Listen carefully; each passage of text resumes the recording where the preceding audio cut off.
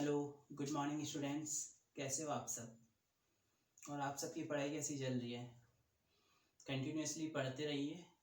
तो हम इकोनॉमिक्स के 2 लेक्चर कंप्लीट कर चुके थे। हम आज इकोनॉमिक एक्टिविटी का सेकंड पार्ट करेंगे। आज हमारी इकोनॉमिक एक्टिविटी खत्म हो जाएगी और कल से हम बैंकिंग सिस्टम पे आ जाएंगे, जो आपको मोस्टली जिसका वेट रहता है वो टॉपिक कल से शुरू हो जाएगा आपका। ठीक है, तो मैं आपको पहले 5 मिनट का रिवाइज करा देता हूँ। ओके, कि आपको जो पहले पढ़ाया है उसके बाद हम शुरू करते हैं आज का पार्ट। हम क्या पढ़ चुके थे? पहला हमने ट्रेड कंप्लीट किया था। ट्रेड में आपने पढ़ा क्या था? Open economics. और सेकंड क्या था? Close economics. ओपन इकोनॉमिक्स में क्या थी? अपने पास परमिशन थी ट्रेड करने की। क्लोज में क्या था? अपने पास रेस्ट्रिक्शन था। ठीक है, टू ट्रेड।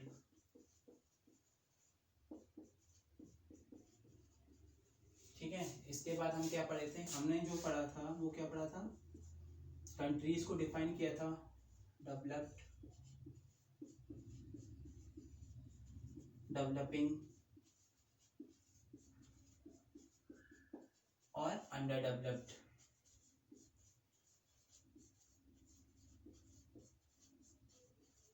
ठीक है, इन 3 चीजों पे कैसे डिफाइन किया था अपन ने? कि पर कैपिटा इनकम के हिसाब से। पर कैपिटा इनकम कितनी थी? 5 एंड अबव। ठीक है, 9162,054।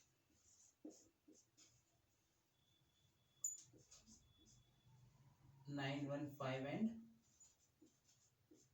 लेस। ओके, ये अपने कर चुके थे अपन। इंडिया की कितनी है? इंडिया डेवलपिंग में है। इंडिया कितनी है? 2015.6। Okay, dollar. इंडिया डेवलपिंग में आता है। इसके बाद हम माइक्रो इकोनॉमिक्स और मैक्रो इकोनॉमिक्स को डिफाइन कर चुके थे कि माइक्रो इकोनॉमिक्स क्या है। मैक्रो को कि माइक्रो किस लेवल पे वर्क करती है? अपने स्मॉल पे। इसको मैं आपके एग्जांपल से दिखा चुका था। मैक्रो किस पर करती है? लार्ज लेवल पर।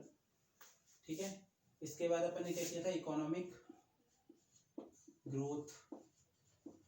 इकोनॉमिक ग्रोथ किसके लेवल पे होती है? इंडिविजुअल लेवल पर। जीडीपी वगैरह जो मैंने आपको बताई थी, क्वांटिटेटिव।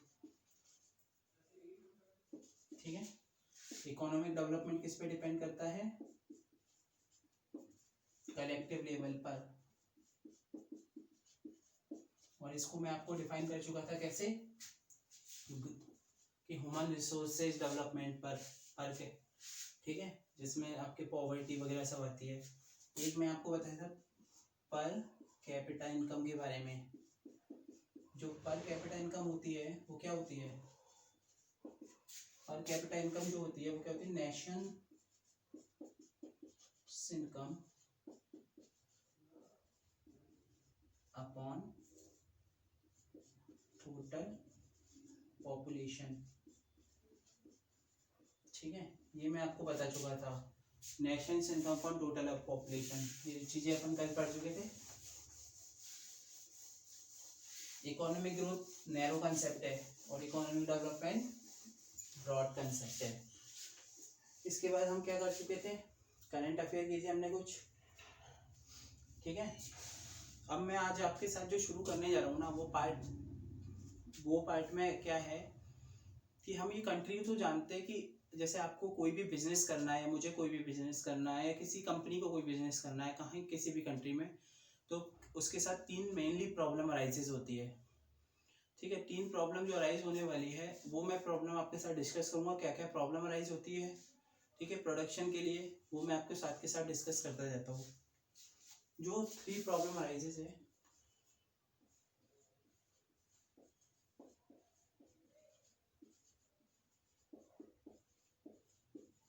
ठीक है, इसमें पहली जो होती है वो क्या होती है? वॉर टू प्रोड्यूस, ठीक है। इसको हिंदी में लिख सकते हैं अपन, उत्पादन कैसे क्या करे, मतलब क्या उत्पादन करे, ठीक है। इसके सामने अपने पास चॉइसेस खुल जाती है, बहुत सारी चॉइसेस आती है, चॉइस ऑफ प्रोडक्शन, ठीक है। अब मैं इसको समझाता हूँ। देखो कोई भी इंडस्ट्री है, कोई भी है अपने सॉरी अपने इंडिया में देख लीजिए, एग्रीकल्चर को अगर अपन लेते हैं तो एग्रीकल्चर में क्या होता है कि डिपेंड करता है, पहले आप देखोगे कि प्रोड्यूस, किसान क्या सीधे थोड़ी है कि गेहूं डाल लिया है, मक्का डाल दिया या कोई भी फसल उगा दी, नहीं। पहले वो जमीन की फर्टिलिटी को देखेगा, ठीक है। फिर वहां वाटर की जो प्रॉब्लम है, वाटर स्केसिटी है या फिर वाटर सही है, वो देखेगा। कुछ फैक्टर्स पे डिपेंड करेगा कि उसे क्या चीज उसमें उगानी है, ठीक है। ऐसे इंडस्ट्री के लिए होता है। आप कोई भी चीज इंडस्ट्री में अगर अपन देखेंगे, इंडस्ट्री में क्या होगा कि कैसे उत्पादन, क्या उत्पादन करे, तो वो कंज्यूमर पे डिपेंड करेगा कि यार मैं क्या उत्पादन करूँ। आज अगर मैं मैन्युफैक्चर मोबाइल का खोलता हूँ तो फिर मेरे पास मोबाइल में सपोज आज की तारीख में MI चल रहा है या फिर जो भी चाइनीज ज्यादा चल रहे हैं, इंडिया का एप्पल चल रहा है, तो मैं उसके कंपैरिजन में टेक्नोलॉजी दूंगा, मेरी उतनी। मैं आज एप्पल के मुकाबले अगर कोई मोबाइल निकालता हूँ तो क्या मेरी इतनी कैपिटल है कि मैं उसके उससे अच्छे फीचर दे पाऊंगा या फिर उसका मार्केट को मैं कंपेयर कर पाऊंगा, कम्पिटिटिव मार्केट है, तो मैं क्या उस मार्केट के हिसाब से सही रहूंगा।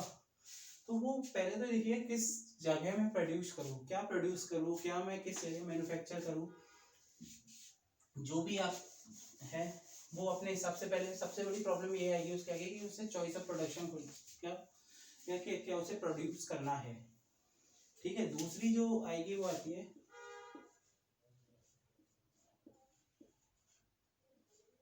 How to produce. अब हाउ टू प्रोड्यूस, इसके आगे क्या खुलती है आपके सामने, चॉइस खुल जाती है of technique, choice of technique आपके सामने खुल जाती है। अब आप एक बात मुझे बताइए कि आपको पहले ये पता लग गया कि आपको ये प्रोड्यूस करना है, फिर आपको क्या करना है, उसको करना कैसे है, वो जो प्रोडक्शन है जो हमें वो करना कैसे है, हाउ टू प्रोड्यूस। तो आपके पास टेक्निक है। आजकल आप इंडस्ट्री में देखते हो, इंडस्ट्री में क्या होता है, बहुत सारी इंडिया, आज देखिए चाइना ही देखिए, चाइना और इंडिया में आज मैन्युफैक्चरिंग को देखिए, क्योंकि मैन्युफैक्चरिंग का इंडिया का खुद का कुछ भी नहीं है। अगर फोन की में देखे जाएंगे अपन या किसी और भी चीज को देख लीजिए, क्योंकि मैं आपके सामने चाइना का इसलिए कंपेयर कर रहा हूँ क्योंकि आप इस माहौल को आप अच्छे से जानते हैं कि क्या बहुत लोगों से चुना है, इंडिया के फोन आप लोग चला रहे हैं, इसलिए मैं चाइना का एग्जाम्पल ज्यादा ले रहा हूँ। ऐसा कुछ नहीं है मेरा चाइना से गुस्सा है, पाकिस्तान से गुस्सा है, जो हम लोगों के रिलेटेड रहता है, तो उस चीज को लेके मैं एग्जांपल ले रहा हूँ। तो आप फोन को ले लीजिए, तो चाइना के पास जो टेक्नोलॉजी है, जिस लेवल में वो आपको क्वालिटी दे पा रहा है, जो चीजें आपको सेटिस्फाई कर पा रही है, तो वो चीजें अवेलेबल है उस लेवल पे, इंडिया में नहीं है। तो हाउ टू प्रोड्यूस, ठीक है, choice of technique, choice of technique खुल जाती है आपके सामने, ठीक है। टेक्निक के आगे आपके पास इंडस्ट्री डिपार्टमेंट अगर आप लेते हैं, एग्रीकल्चर आप मैं लेता हूँ, मैं दोनों को लेके चल रहा हूँ, तो आपके पास टेक्निक में क्या क्या मिलता है, इसके दो चॉइस मिल जाती है, कैपिटल इंटेंसिव टेक्निक। दूसरा पार्ट क्या खुल जाता है इसका, लेबर इंटेंसिव टेक्निक। दो खुल जाती है, कैपिटल इंटेंसिव टेक्निक और लेबर इंटेंसिव टेक्निक, ठीक है। कैपिटल इंटेंसिव टेक्निक में क्या होता है कि इंडस्ट्रीज को अपन ले लेते हैं, इंडस्ट्री में देखिए आप करोड़ों की मशीनें, अरबों की मशीनें हैं, लेबर की संख्या क्या है वहाँ कम है। जो एक मशीन है वो हजारों लेबरों का काम कर देती है, चाहे पैकिंग की मशीन हो, कोई भी अदर मशीन आप ले लीजिए, वो हजारों लेबर जो है उनका काम कर रही है। कुछ इंडस्ट्रीज में तो लेबर वो कैसा है, उनमें कैसी टेक्निक यूज हो रही है इंडस्ट्रीज में, कैपिटल इंटेंसिव टेक्निक, ठीक है। कैपिटल का यूज करके वो कैपिटल जो है ना वो लेबर पे भारी पड़ रही है, एज ए कंपेयर संख्या में देख लीजिए या किसी और चीज में देख लीजिए। लेबर का इंटेंसिव टेक्निक में अपन किस पे जाते हैं, अपन एग्रीकल्चर पे जाते हैं। आज एग्रीकल्चर डिपार्टमेंट देखिए आप, या कोई मजदूरी वाला कोई भी डिपार्टमेंट देखिए, तो वहाँ पे क्या है, वहाँ पे क्या है, लेबर की संख्या ज़्यादा है। वहाँ जो टेक्निक यूज़ कर रही है, लेबर पे डिपेंडेंट टेक्निक यूज़ की जा रही है, वहाँ लेबर की संख्या ज़्यादा है, देन कैपिटल की तुलना में लेबर को यहाँ पे प्रायोरिटी दी जाती है। जैसे आप एग्रीकल्चर में देखिए, आपको खेत में देख लीजिए, वहाँ मशीन ट्रैक्टर एक होता है, लेकिन आदमी घर के सब लगे होते हैं, 10-12 जितने घर में सब लगे रहेंगे, ठीक है। तो यहाँ है कैपिटल जो है वो मोर प्रायर रहेगा देन द लेबर, और इसको तो आप समझ ही गए होंगे साथ साथ, यहाँ लेबर ज्यादा प्रायर रहेगा देन कैपिटल। आप इसको एग्जांपल के जरिए में याद रख सकते हैं। एग्जांपल में आप ले सकते हैं इंडस्ट्री लेवल का,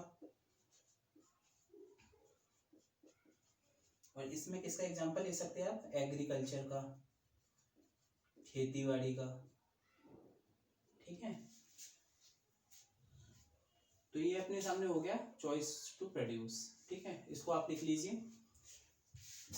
और कोई आपको अगर डाउट हो तो आप टेलीग्राम ग्रुप पे हमारा है, जो आपको अगर कुछ भी डाउट है तो मैं उस पर रहता हूँ, आप टेलीग्राम ग्रुप पे अपने डाउट पूछ सकते हैं, कुछ भी डाउट अगर आपको आए।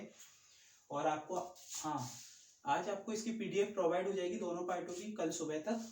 आज ये देखने के बाद आपको कल सुबह इसकी पीडीएफ पूरी प्रोवाइड हो जाएगी। जो लिखना चाहते हैं वो लिख लीजिए, वरना आपकी पीडीएफ है वो साथ साथ इसमें प्रोवाइड की जाएगी आपको ग्रुप पर, ठीक है। टेलीग्राम ग्रुप में आपको बताई दी तो टारगेट योर कैरियर के नाम से है, सर्च कर सकते हो, वरना आपको हमारे यूट्यूब जो चैनल है उसके डिस्क्रिप्शन में आपको उसका लिंक मिल जाएगा, आप उस पर जाकर डायरेक्ट वो टेलीग्राम पे खुल जाएगा, ठीक है।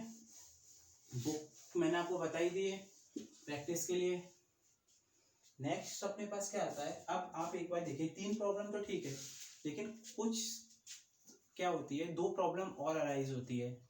वो 2 प्रॉब्लम जैसे कुछ कंट्री में बहुत ज्यादा है। आज आप पाकिस्तान और इंडिया को मैं बताता हूँ, दोनों एक साथ आजाद हुए थे, है ना, साथ साथ ही यूएसए आजाद हुआ था, सब लोग साथ साथ ही आजाद हुए।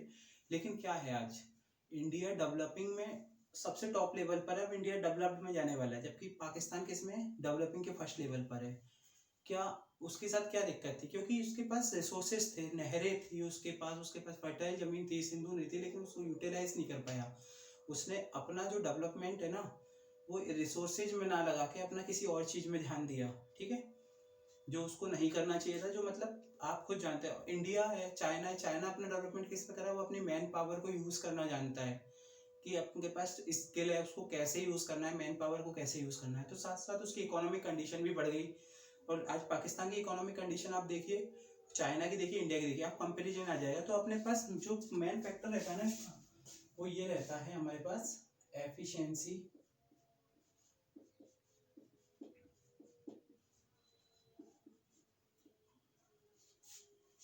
टू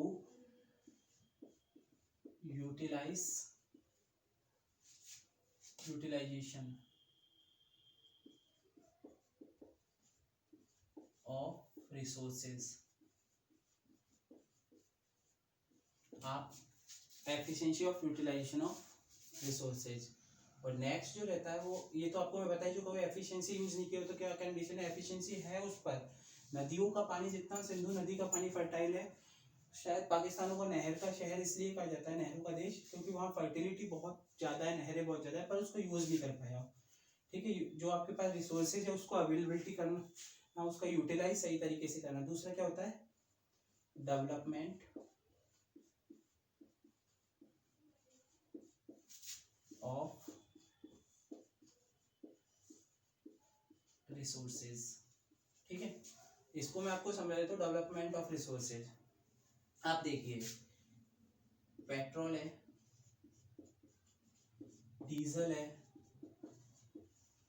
पेट्रोल डीजल, ये सारी चीज क्या है, ये एनर्जी रिसोर्सेज है, ठीक है। इनसे एनर्जी मिलती है, वो हमारी वाली एनर्जी नहीं, इनसे जो एनर्जी मिलती है, जैसे आपके जो ट्रांसपोर्ट है, आपकी कारों को एनर्जी मिलेगी, ट्रकों को मिलेगी, ठीक है, उनके लिए कॉम्प्लेक्स का काम करते हैं।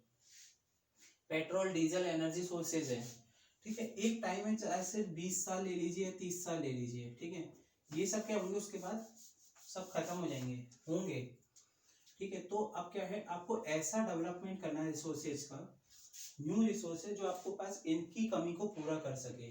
जैसे अपने पास आज अब जो कर रहे हैं वो क्या है, सोलर एनर्जी, ठीक है। इलेक्ट्रिकल बाइक आपने देखी होगी, सो इलेक्ट्रिक एनर्जी का यूज कर रहे हैं, इलेक्ट्रिकल बाइक है पेट्रोल डीजल की जगह, ठीक है। सोलर एनर्जी है, विंड एनर्जी है, तो ये क्या है, रिन्यूएबल एनर्जी सोर्सेज है। इनको क्या बोलते हैं, रिन्यूएबल एनर्जी सोर्सेज। और ये जो सोर्सेज होते हैं ना, रिन्यूएबल एनर्जी सोर्सेज, इनको क्या होता है, ये जनरेट कर सकते हैं, क्योंकि वापस इनको रिन्यू किया जा सकता है, क्योंकि ये सन से निकलती है। सन का भी जब तक पृथ्वी है सन है, पृथ्वी पहले खत्म हो सकती है, सन पहले नहीं होगा।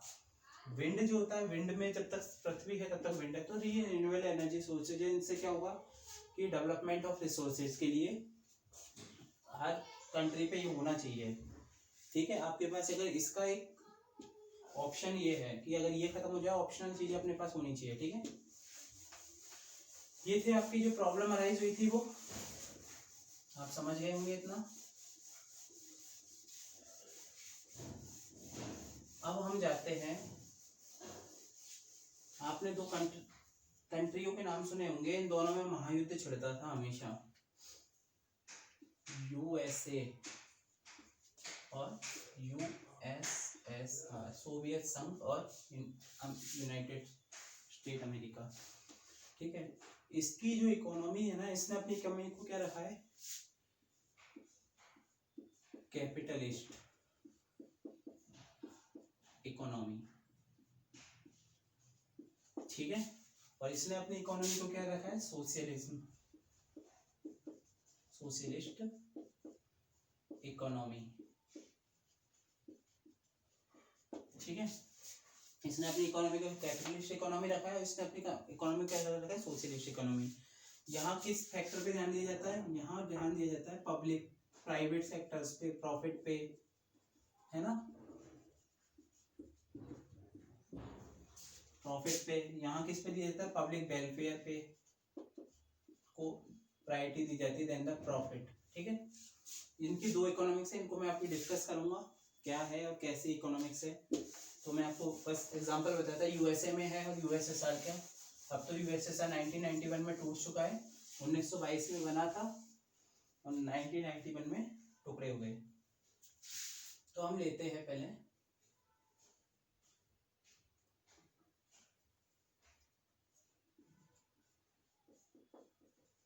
कैपिटलिस्ट, और इधर कौन सी ले रहे, सोशलिस्ट, ठीक है। हम इसको डिफाइन करेंगे, ओके।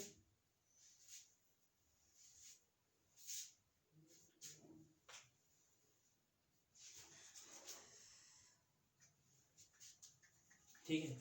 अब देखिए, मैंने जैसा आपको पहले बताया, अभी ये किस पे डिपेंड, किसको प्रॉफिट के लिए सोचते हैं, प्राइवेट सेक्टर डेवलपमेंट, ये प्राइवेट सेक्टर डेवलपमेंट पे ध्यान देती है, ठीक है।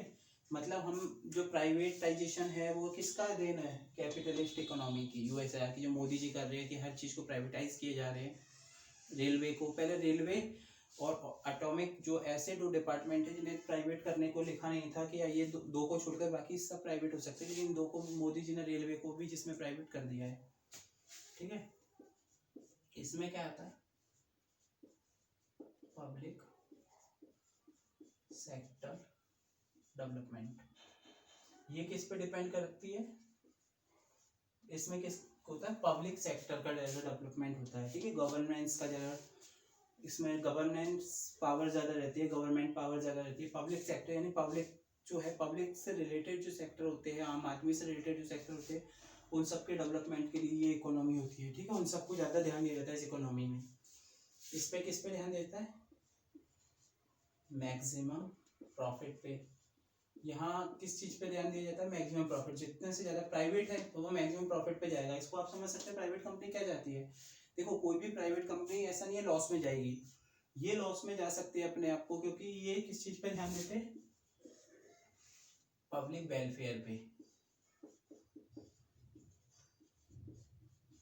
ठीक है। ये पब्लिक वेलफेयर पे ध्यान देते हैं, जबकि ये मैक्सिमम प्रॉफिट पे ध्यान देते हैं, ठीक है।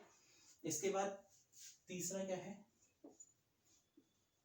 Consumer satisfaction. इसमें कंज्यूमर को सेटिस्फिकेशन का ध्यान दिया जाता है कि आपका जो प्रोडक्ट, आपका जो है, आपकी जो चीज़ें आप लोगों को दे रहे हो उसमें कंज्यूमर सेटिस्फाई है या नहीं है।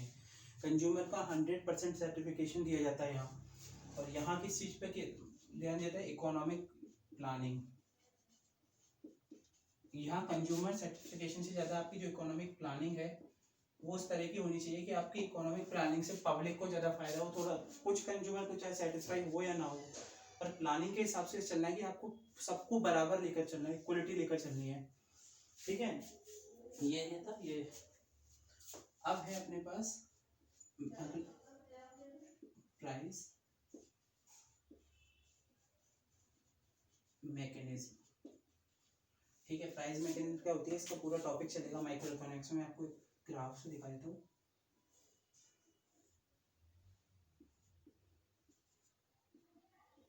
ये सप्लाई और डिमांड का ग्राफ होता है, और जहाँ पे सप्लाई कंज्यूमर को सप्लायर और प्राइस कहाँ डिसाइड होती है, जब सप्लायर और डिमांड करने वाले को सेम इक्वलिटी मिलती है ना, वहाँ उस चीज़ की प्राइस डिसाइड होती है। ठीक है, वहाँ उस चीज़ की प्राइस डिसाइड होती है। और ये प्राइस मैकेनिज्म पे चलता है। ये किस पे चलता है? एडमिनिस्ट्रेशन पे।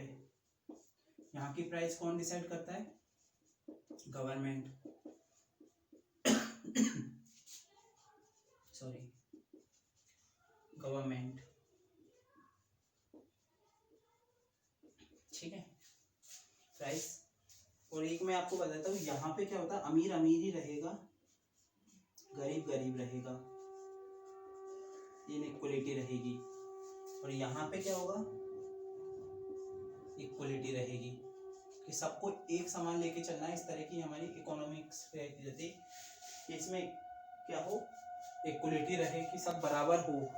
और इसका एक मेन जो इसमें क्या रहता है, इसमें क्या रहती है, लो ग्रोथ रेट। ये आपको ध्यान रखना है, इसकी क्या रहती है? लो ग्रोथ रेट। ओके, ये आप टॉपिक लिख लीजिए।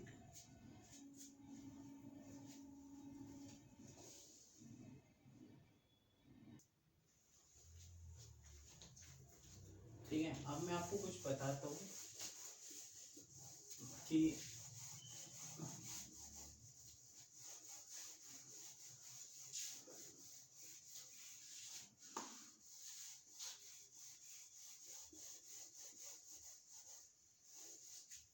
आप एक चीज देखिए कि जब 1939 से लेकर 1945 के बीच क्या हुआ था?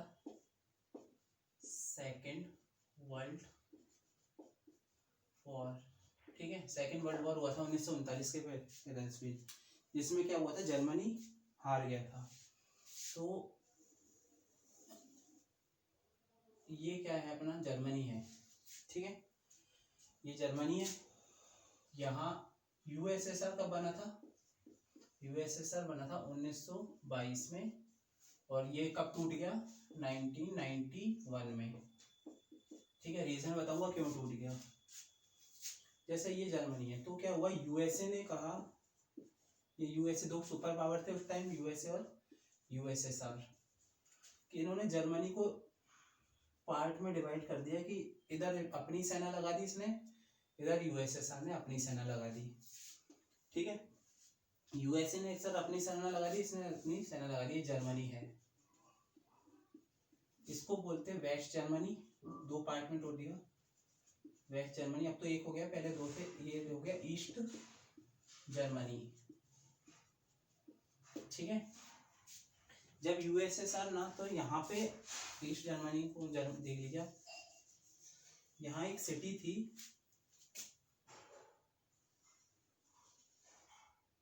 इस सिटी का नाम था बर्लिन, जो अब राजधानी भी है इसकी।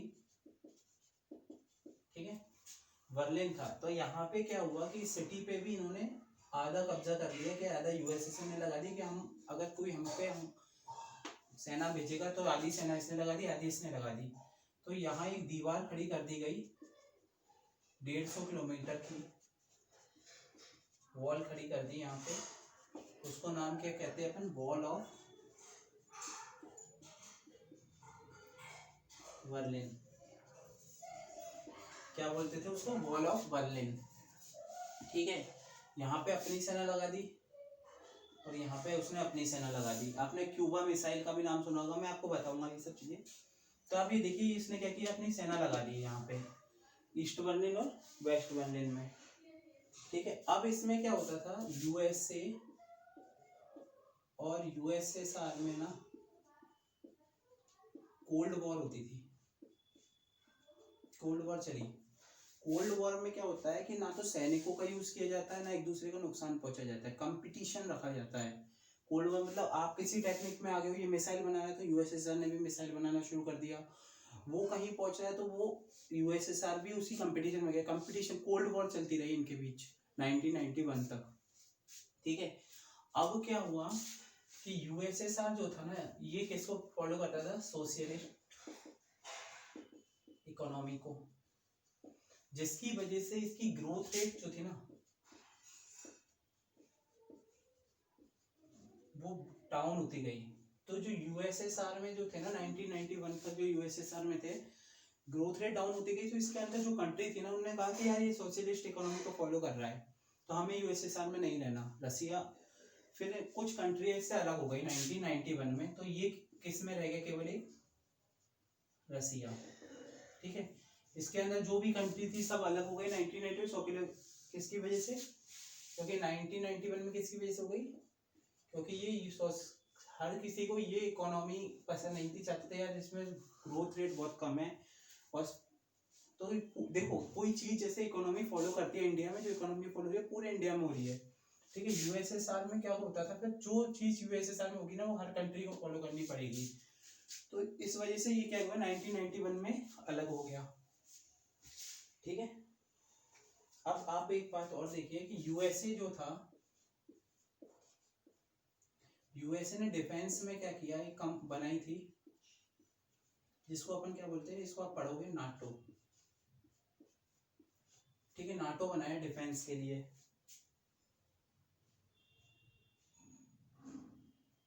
ठीक है, और जैसे ही यूएसए ने, और इधर ही यूएसएसआर ने क्या बना दिया, मैं कह रहा हूँ ना कोल्ड वॉर की वजह में, कोल्ड वॉर जब चलती थी तो इसने भी कहा यार ये नाटो बना रहा है तो हम क्या करेंगे, वॉर्सा पैक्ट,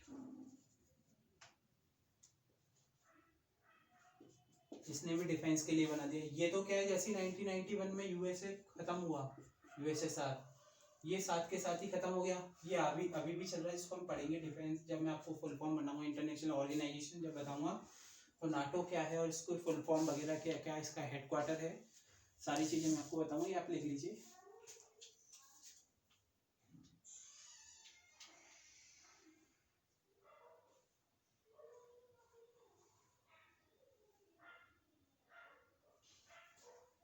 ठीक है, अब कंपटीशन का बताता हूँ हुआ क्या। यूएसए आगे चलता था, यूएसए सर आप खुद देखोगे अभी।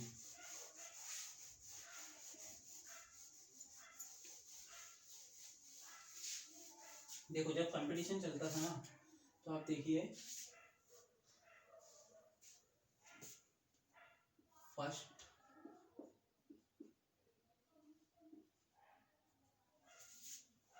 फर्स्ट सैटेलाइट थी ना, वो किसने लॉन्च की थी, यूएसएसआर ने। फर्स्ट सैटेलाइट किसने लॉन्च की थी, यूएसएसआर में, इन स्पेस। और वो कब की थी, 1959 में। फर्स्ट सैटेलाइट यूएसएसआर ने लॉन्च की थी 1959 में। और इसके साथ ही फर्स्ट मैन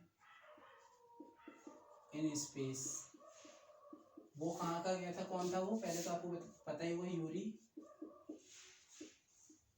गैगरिन। ठीक है, यूएसएसआर। और इधर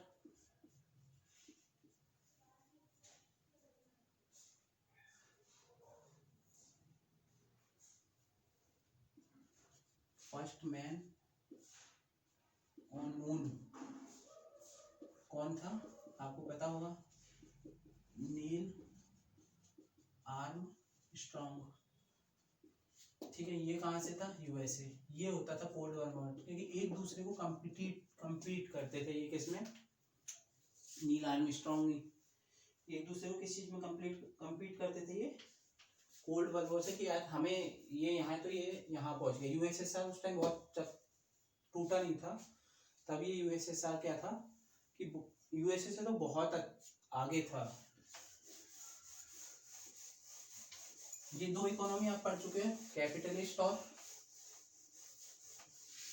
सोशलिस्ट। तीसरी जो इकोनॉमी होती है ना वो होती है मिक्स्ड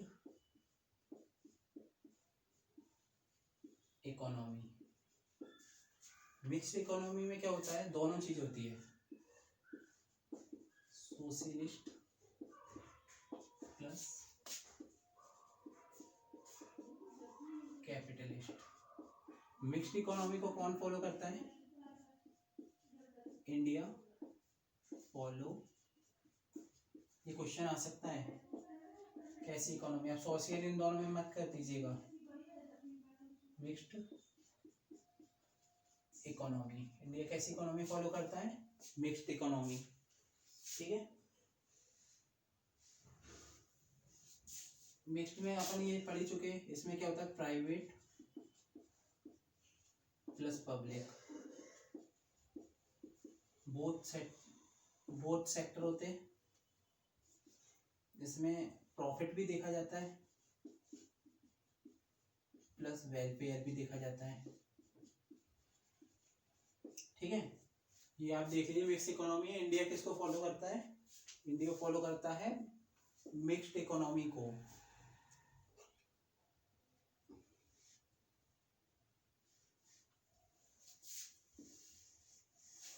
अब जो हमने पढ़ा है उसको एक बार 2 मिनट का रिवाइज देता हूँ, क्या क्या टॉपिक थे, कैसे आपको लिख लीजिए ना इसको ऐसे।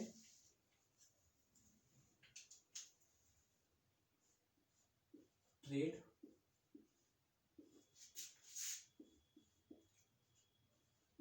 डेवलपमेंट और आइडियोलॉजी। ट्रेड में क्या क्या था अपने, ओपन और क्लोज। ठीक है, डेवलपमेंट में क्या क्या था, डेवलप्ड कंट्री, डेवलपिंग और अंडर डेवलप्ड। आइडियोलॉजी क्या था, आइडियोलॉजी में क्या था, सोशलिस्ट, कैपिटलिस्ट और तीसरा क्या था, मिक्स्ड। 3 इकोनॉमी थी। ये अब तक हम कर चुके।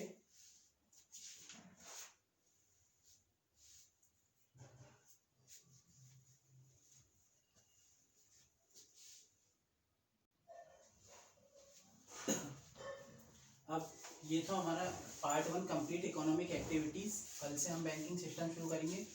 तो आपको मैं करंट इश्यूज आज बता देता हूँ, आज के।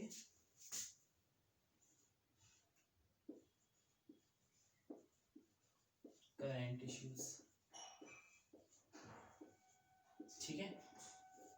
कल मैंने आपको 2 करंट बताए थे, आज एक है अपने पास global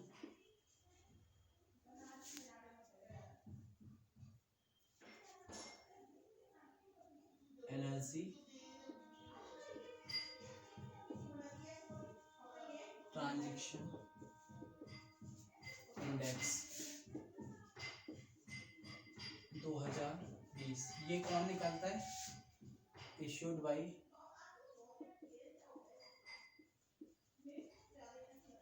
world economic forum.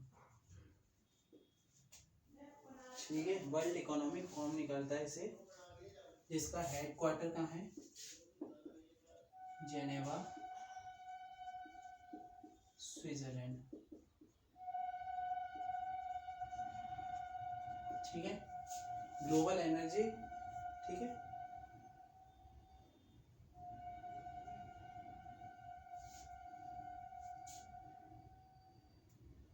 Rank देखिए, इसमें रैंक 1 पे कौन आया है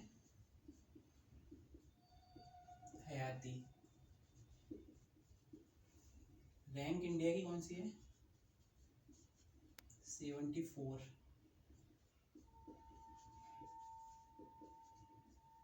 नहीं सॉरी, रैंक 1 है अपनी स्वीडन की, मैं थोड़ा कंफ्यूजन दिख गया।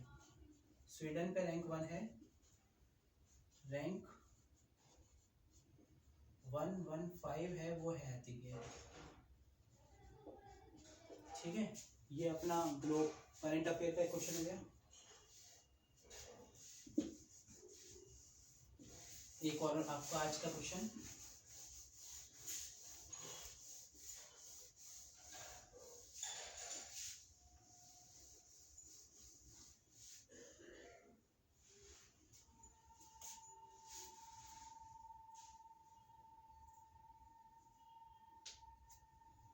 देखिए जो सन टेम्पल है कहाँ है ये? कोणार्क सिटी,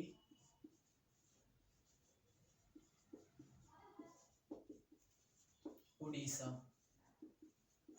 सन टेम्पल कहाँ है? कोणार्क सिटी, उड़ीसा। इसको 100% सोलराइजेशन कर दिया गया है इसका। इसमें कितने वॉट की ग्रिड लगी है? 10 मेगावाट ग्रिड का यूज किया गया है। सेंट्रल गवर्नमेंट ने कितना पैसा दिया है? 25,000 crore. Fees by central government. Central government ने कितना दिया है इसको? 25,000 करोड़ रुपीस। ठीक है, हाँ। अब ये पूछ रहे कि किस डिपार्टमेंट दिया है, तो डिपार्टमेंट ऑफ मिनिस्ट्री ऑफ